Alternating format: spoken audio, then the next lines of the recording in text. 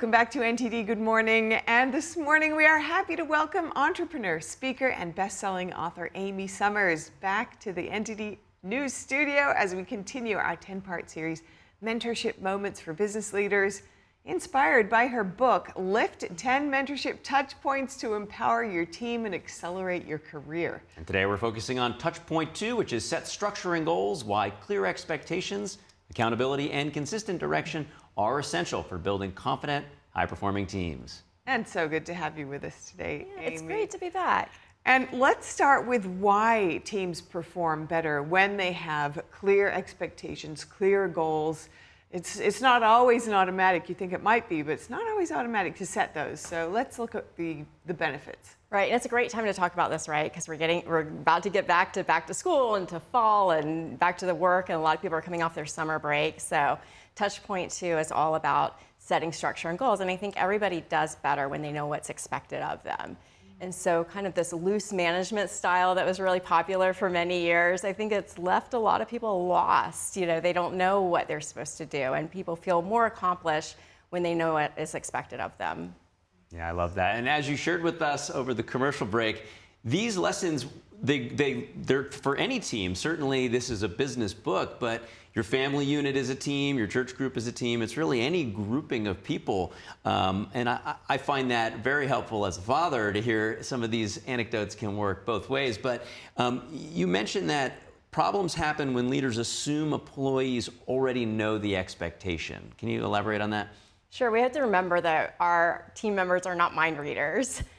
Sometimes I wish they could read my mind so I didn't have to interact with them, but they're really not mind readers. And so I always tell my team, assume nothing. Like, we always want to just assume nothing and always ask questions. And so when it comes to structure and goals, we can't assume that everybody really knows what their job is necessarily. You know, we have to walk through the steps. And I think sometimes we're relying a little bit too much on automation and training manuals and different things to, you know, go watch this, go do this. But really talking it through can really help people understand exactly what the goal is and what's expected of them so they can help hit the goal. We need to know some micro goals too to get there. Yeah, and on the other end of that, setting goals, of course, is accountability. And you talk a lot about the benefits of that. And even though it can feel sometimes like that's a sticky area that you don't want to get into, possibly if you're watching somebody develop, they may not have hit the goals yet. But let's talk about what's good about really getting into accountability with your employees. Absolutely. And Touchpoint 2, I mean, it's the most tactical chapter in my book.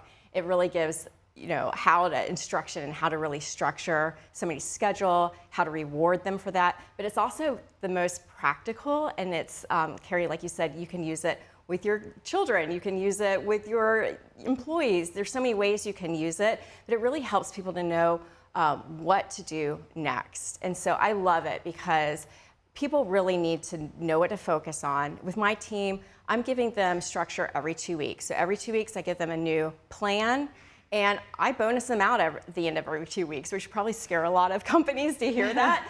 But instead of waiting to the end of the year or the end of the quarter, I'm bonusing them out every 2 weeks because I want them to learn and the value of hitting those goals, but also be rewarded and to kind of be a goal junkie, if you will, and want to really go after it. Yeah, that is probably scary to those who set annual bonuses to hear every 2-week bonus, but you know, it certainly, I'm sure, captures the motivation of your team members. Let's talk about the check-in.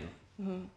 Absolutely. So check-ins are tricky. I don't want to confuse this with micromanagement. I'm not a fan of micromanagement, and I've had to, as a leader, learn how to not micromanage. And the quickest way I learned how to do that is when I took my company remote. So once I went remote, I couldn't see everybody. It was impossible to micromanage them. So that's where I really leaned into structure.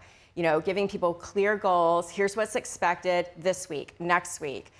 Here's how we're going to build to this much bigger goal. And so when you're checking in, you really want to check in from a point of interest and rather than just, you know, checking to see if they're doing all their tasks. Hey, tell me what you're working on today. Are you running into any issues? You may find out a lot of things that you weren't familiar with that they might be running into that might be a problem. So when you check in, it's more from a point of interest, and it's helping them to brainstorm and come up with better ideas versus just making sure that they're ticking off all those tasks. So this sounds like really weaving in relationship building, which Yes. might be more needed in that remote kind of field of work. Yes, and I would say the check-in goes both ways too. So I would say to employees, you should be checking in with your manager and boss as well. Go ahead and do that. That builds trust. That's the quickest way to build trust. Hey, I'm in the middle of this project, but I want to just make sure that I'm on the right track. I want to make sure that this is going where you want it to go. And that's really important if you do that. And I find that a lot of young people especially, they don't check in. They'll check in with Chat GPT or YouTube or some other places just to make sure that they're doing right. But you're going to build a lot more trust and a lot more relationship with your boss if you're checking in with them and telling them, hey, I just want to give you an update on where we're at and see if you think that there's a better way to go, or if I should continue on this track. Maybe we're not accomplishing the goals. Do you have any suggestions on how we can get there? And in terms of leaders, talk a little bit about the importance of and the ability to create more clarity in communications.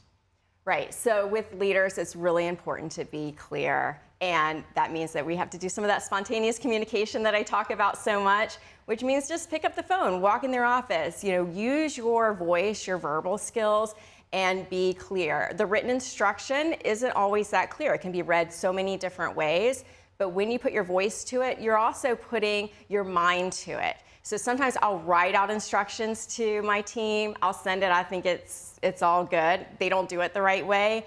I realized that my instructions weren't clear because I hadn't even thought through it. And sometimes talking through the instructions, even as a leader, you realize, oh, well, that doesn't make a lot of sense. Let's do it this way.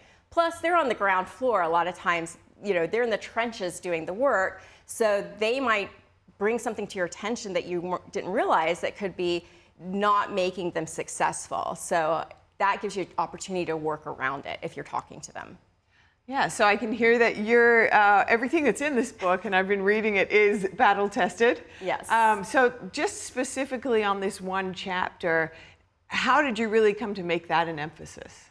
Well, as I said, when I turned my company into 100% remote, I had to put some kind of structure to it because for the first time I was, remote myself and isolated, and I had no idea what everybody was doing versus when I was in an office, I could see what everybody was doing. So without having that visual on everyone, I needed to know that they knew exactly what I needed to have done and that they could do it in their own timeline too, because when you're remote, you don't have as much structure as in an office. They have a little bit more flexibility with their schedules, which is fine.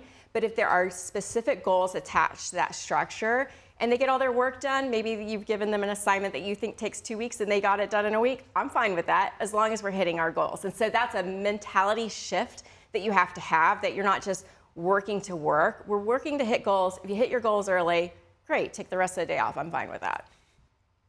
Beautiful. Love this discussion. That's all we have time for this time, but I know there's much more coming up. It is a 10-part series. Amy Summers, thank you so much. And folks, the book is Lift, I'll just borrow this, Lift 10 Mentorship Touchpoints to Empower Your Team and Accelerate Your Career. Beautiful. Absolutely. Great to have you, Amy. Thank you. Thank you.